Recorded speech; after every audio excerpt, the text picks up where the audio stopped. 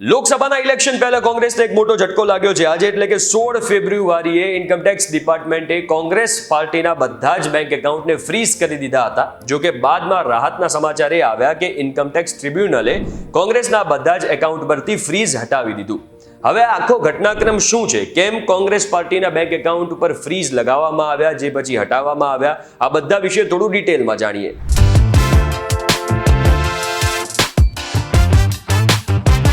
તમે આવી ગયા છો VTV Gujarati.com પર. મારું નામ છે હિમ ખત્રી. કોંગ્રેસ નેતા અને ઓલ ઇન્ડિયા કોંગ્રેસ કમિટીના કોષાધ્યક્ષ અજય માકને પ્રેસ કોન્ફરન્સ આને લઈને કરી હતી અને એવું પણ કહ્યું હતું કે ભારતમાં ડેમોક્રેસી ખતમ થઈ ગઈ છે. હવે એક્ઝેક્ટલી શું થયું એની વાત કરીએ તો લોકસભાનું ઇલેક્શન બહુ જ નજીક છે. એની પહેલા કોઈ પણ પાર્ટીને ખર્ચો કરવા માટે રૂપિયા જોઈએ, પણ આઈટી ડિપાર્ટમેન્ટે કોંગ્રેસ પાર્ટીના બધા જ એકાઉન્ટને ફ્રીઝ કરી દીધા હતા.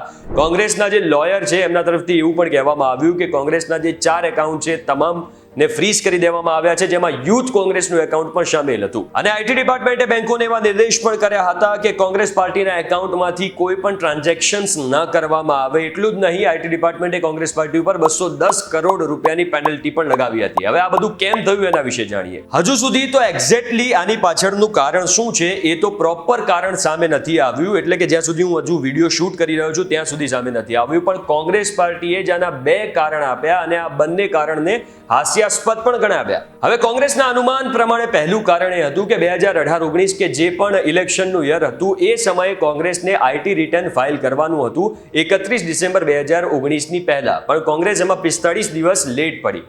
તો એક કારણ કોંગ્રેસે આપ્યું. જો કે આ જો કારણ હોય તો એ સમયે જ કાર્યવાહી કરી દેવાની હતી એવું પણ કોંગ્રેસે નિવેદન આપ્યું. હવે બીજું કારણ કોંગ્રેસે આપ્યું કે 2019માં જેમ મેં કહ્યું એ પણ લોકસભાની ચૂંટણીનું વર્ષ હતું અને એ સમયે કોંગ્રેસ પાર્ટીએ કંઈક 199 કરોડ રૂપિયા ઇલેક્શન પાછળ ખર્ચ્યા હતા અને એમાંથી કંઈક 14,40,000 રૂપિયા એ કોંગ્રેસના અલગ અલગ MLA અને MPs કેશ આપ્યા હતા, જે ઓન રેકોર્ડ પણ હતા. તો કોંગ્રેસનું માનવું છે કે આ 2 કારણ હોઈ શકે છે. જો કે આ બંને કારણને કોંગ્રેસે લાફેબલ એટલે કે હાસ્યાસ્પદ પણ ગણાયા અને આ ઘટના પછી કોંગ્રેસના મોટા મોટા નેતાઓએ ભાજપ પર પ્રહારો પણ કર્યા અને એવું પણ કહ્યું કે ભારતમાં ડેમોક્રેસી ખતમ થઈ ગઈ છે. જો કે કોંગ્રેસને તાત્કાલિક જ આઈટી ટ્રિબ્યુનલ તરફથી રાહત પણ મળી ગઈ અને આઈટી ટ્રિબ્યુનલે આ તમામ ફ્રીઝ જે કોંગ્રેસના બેંક એકાઉન્ટ્સ પર હતા એને હટાવી પણ દીધા. કોંગ્રેસ તરફથી આઈટી ટ્રિબ્યુનલમાં તેમના વરિષ્ઠ વકીલ વિવેક તનખા તરફથી એવો તર્ક પણ મૂકવામાં આવ્યો હતો કે લોકસભાની ચૂંટણી નજીક છે, એવામાં જો બધા જ બેંક એકાઉન્ટને ફ્રીઝ કરી દેવામાં આવશે તો તેમનું કામ એ અટકી પડશે અને તે જે પ્રચાર કરવાનો હોય કે અન્ય ખર્ચા હોય એ નહીં કરી શકે.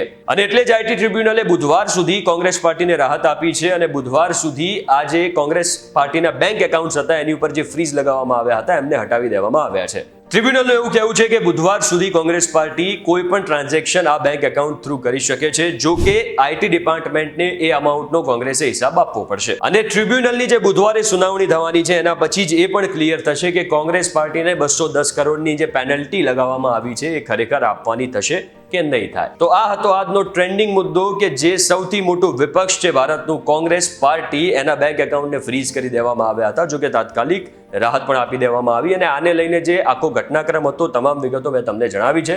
જો આજનો વિડીયો કામનો લાગ્યો હોય તો વિડીયોને શેર કરજો, લાઇક કરજો અને આવા જ અન્ય ઇન્ફોર્મેટિવ વિડીયો માટે જોડાયેલા રહેજો VTV Gujarati.com સાથે.